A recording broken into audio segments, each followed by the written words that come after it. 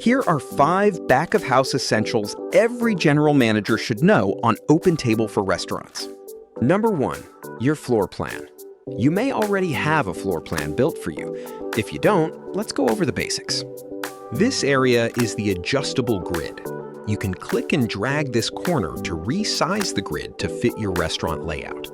If you need to rotate the entire floor plan, choose either Rotate Floor Plan 90 degrees counterclockwise or Rotate Floor Plan 90 degrees clockwise.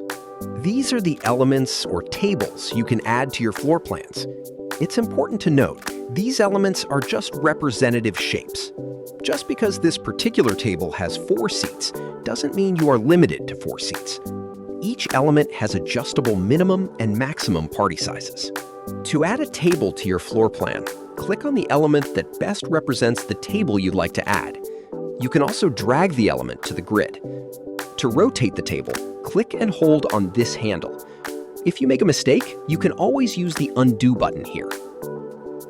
When a table is highlighted, the Table Details panel will appear.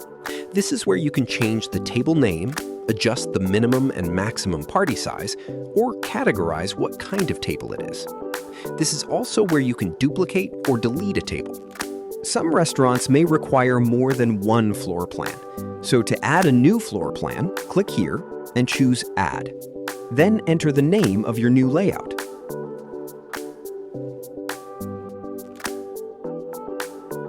You may need to make small adjustments to an existing floor plan for a special occasion. For example, maybe you're open on New Year's Eve, but you have a slightly different layout than what you use every day. To copy a floor plan, click here. Then click on the Edit button and choose Copy. You could then rename the floor plan to something like Main Dining NYE. We'll go over how to add your modified New Year's Eve floor plan to only your New Year's Eve schedule later in the video. Lastly, in the floor plan section, you can define different seating areas on your layout. Highlight what tables you'd like to include in a dining area. You can either click and drag or click on your desired tables while holding the Shift key. With the tables still highlighted, click Create. Then add the title, location tag, and description for the dining area. When you're ready, choose Create. For your dining area to show to potential guests, you'll need to publish your updates. More on that later in the video. Number 2, table combinations. There may be occasions when you push 2 tables together to accommodate your guests. This is where table combinations come in handy. Now that your floor plan is set up, let's add in some table combinations. In this view, you will see tables organized by type.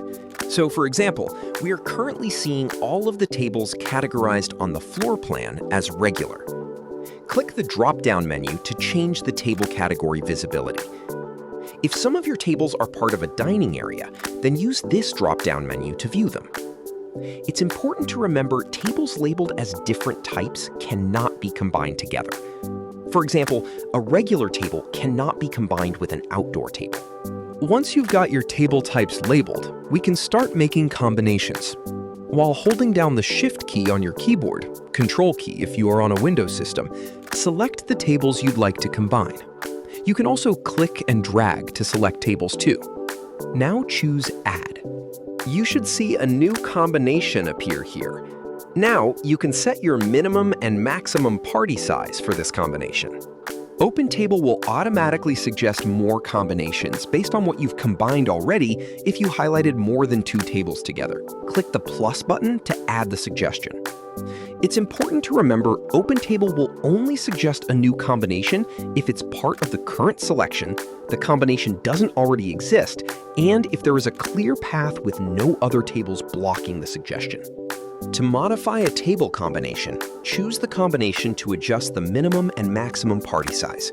Or if you'd like to delete the combination, click the bin icon. Number 3, Settings and Rules. In Settings and Rules, you'll find options for what your restaurant considers a large party. You can adjust late arrival times, block online reservations completely, set min and max party sizes for online reservations, and customize the timing of when new reservation availability is released. To enable the online waitlist, toggle this on and adjust the min and max party sizes for the waitlist. Here you can choose how you want the system to behave when moving reservations, as well as designating which guests receive early notifications when new tables become available. Let's take a deeper dive into some of these availability settings and how they connect to other sections of OpenTable. The large party setting can help call out large parties in your shift notes. This setting is also tied directly to the table size availability in your shift settings, so you can quickly make large party sizes reservable or non-reservable for certain shifts. Another way to think about this setting is, on any given shift, is there a party size you'd like to call to confirm? So, for example, for your Friday dinner shift, parties of 6+ cannot make a reservation online. They need to call the restaurant. For those parties who make an online reservation, but for some reason or another show up later than their scheduled reservation time, you can toggle on late arrival to maintain original out time when parties are seated late. So, for example, if a party of 2 has a reservation at 6 o'clock and your turn time for a party of that size is 90 minutes, then the next available reservation time will be 7:30, regardless when the party is seated, whether it's 6 o'clock or 6:15. If this feature is left toggled off and a party with a reservation at 6 o'clock shows up at 6:15, then the next available reservation will be 7:45. Toggle this feature on with caution, however, as it could potentially lead to overbooking your restaurant. Now, let's take a look at the online waitlist. You can toggle this option on in Settings and Rules, and just like online reservations, you can set the minimum and maximum party sizes here too. Now that you have your availability settings configured, let's set up your reservation schedule. You may already have a schedule created for you. If you don't, or you're looking to create a new shift, click Add Shift. This will create a shift for every day.